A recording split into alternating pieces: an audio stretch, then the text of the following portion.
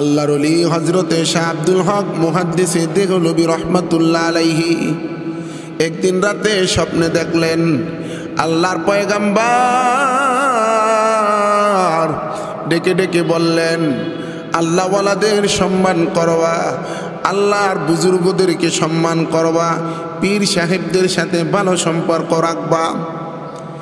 এই কথা শোনার পরে সকালবেলায় ঘুম থেকে উঠা শাহ আব্দুল হক মুহাদ্দিস দেহলভী রহমাতুল্লাহ আলাইহি তার বাড়ির পাশে এক পীর ছিল, পীরের সাথে সাক্ষাৎ করতে গেলেন। যাওয়ার পরে তিনি দেখতে আছেন পীর সাহেব মুরিদানদেরকে নিয়া মদ খাইয়া বেহুশ হইয়া পইরা আছেন। মুরিদরা মদ খেতে খেতে এক একজন বেহুশ হইয়া অচেতন অবস্থায় পড়ে আছে। পীর সাহেব মদ খাইতেছে। পীর সাহেব ডেকে ডেকে বলে, এ আব্দুল হক মুহাদ্দিস দেহলভী, নেও নাও আমার সাথে মদ খাও। বলে, না না, আমি মদ খাবো না, মদ আল্লাহ হারাম করেছে, মদ খাওয়া যাবে না, মদ খেলে আল্লাহ তাআলা ওই বান্দার প্রতি নারাজ হয়, মদ খাওয়া কবিরা গুনাহ। বলে, তুমি যদি মদ না খাও তুমি বিপদে পড়বা, নেও নেও আমার সাথে মদ খাও। বলে, না না, আমি মদ খাবো না। শাহ আব্দুল হক মুহাদ্দিস দেহলভী রহমাতুল্লাহ আলাইহি চলে গেলেন। পরের দিন তিনি আবার আসলেন পীর সাহেবের থেকে বরকত নিতে, সাক্ষাৎ করার জন্য। পরের দিনও এসে দেখেন ওই ব্যক্তি আবার মদ খাইতেছে, আবার বলতে আছে মদ খাও। বলে, না না, আমি মদ খাবো না, মদ আল্লাহ হারাম করেছেন। বলে, মদ না খাইলে তোমার সমস্যা হবে। বলে, দুনিয়ার যত সমস্যা আমার হোক, তবু কোনোদিন আমি মদ খেতে পারি না। ভাইরা আমার, বাবাজিরা আমার, এই কথা বলিয়া আল্লাহর ওলি চলে গেলেন। চলে যাওয়ার পরে রাতে নবীজিকে স্বপ্নে দেখলেন আল্লাহর নবী সাহাব আজমাইনদের সাথে বসা। আব্দুল হক মুহাদ্দিস দেহলভী রহমাতুল্লাহ আলাইহি তিনি ওই মজমায় ওই মজলিসে যাওয়ার জন্য রওনা করলেন। পথিমধ্যে ওই পীর সাহেব লাঠি নিয়া গেটের মধ্যে দাঁড়াইয়া গেলেন। পীর সাহেব গেটের মধ্যে দাঁড়াইয়া লাঠি দিয়া বারবার আল্লাহর ওলি শাহ আব্দুল হক মুহাদ্দিস দেহলভী রহমাতুল্লাহ আলাইহিকে তাড়াইয়া দেন, তাকে ভিতরে ঢুকতে দেন না।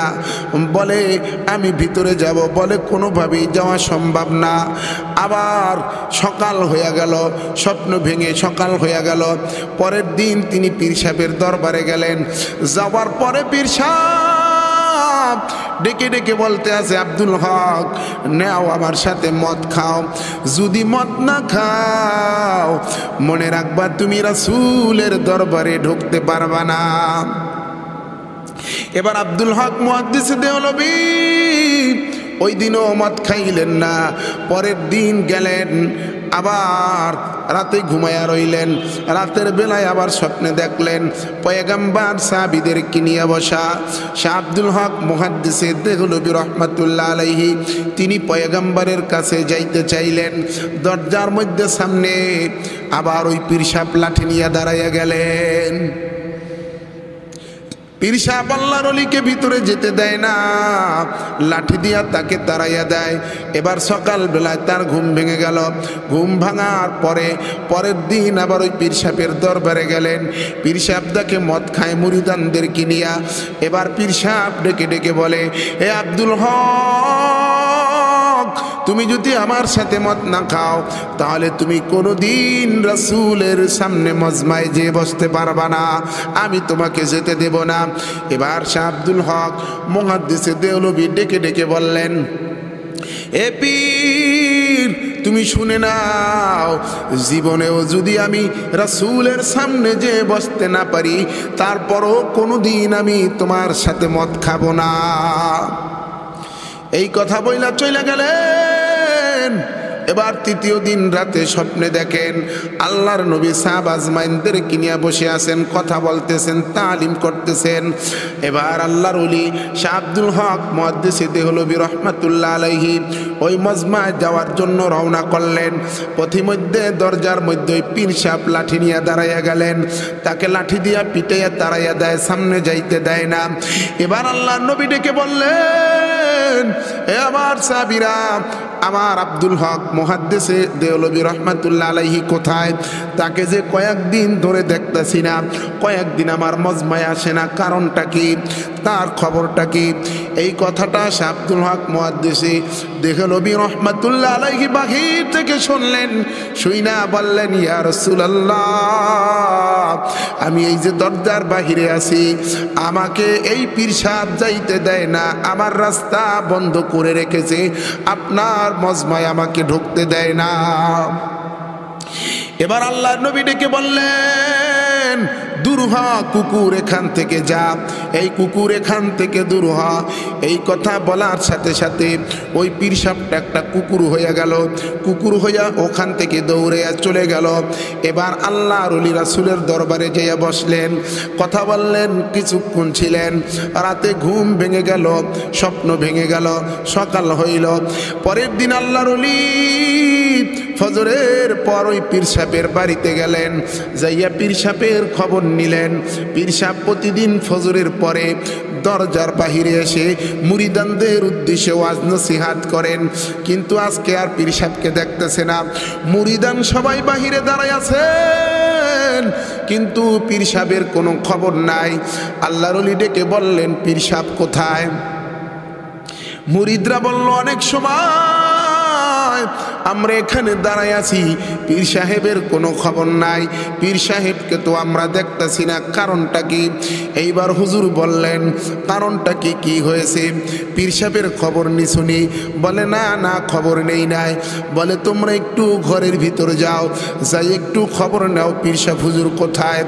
এবার তারা ঘরের দরজায় টাক দিলেন, কিন্তু দরজা খোলে না, দরজা খোলে না। অনেকক্ষণ টাকাটাকি করল, বাধ্য হইয়া তারা ঘরের দরজাটা মুরিদরা ভেঙে ফেলল। মুরিদরা ঘরের দরজা ভেঙে ঘরের ভিতর প্রবেশ করল।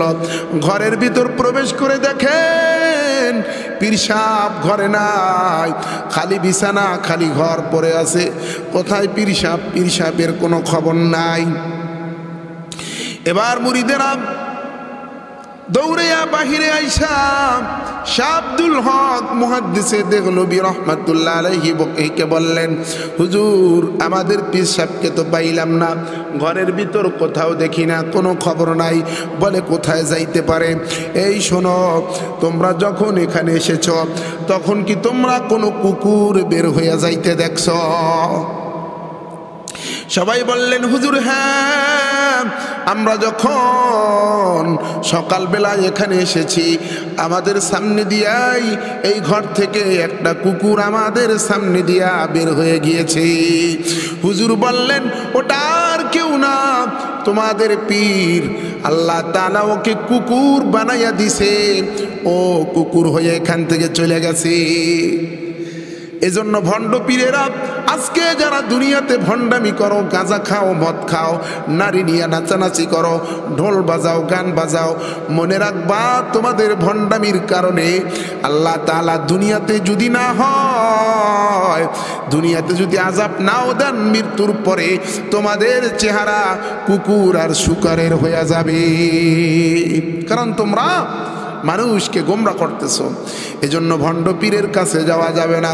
যেই পীর নামাজ পড়ে না, গাঁজা খায়, মদ খায়, বড় বড় চট, সালার চট পইরা থাকে, মাজারে ঘোরাঘুরি করে, নাচানাচি করে, ফালাফালি করে, এমন পীরের কাছে গেলে আপনারও ঈমান চলে যাবে।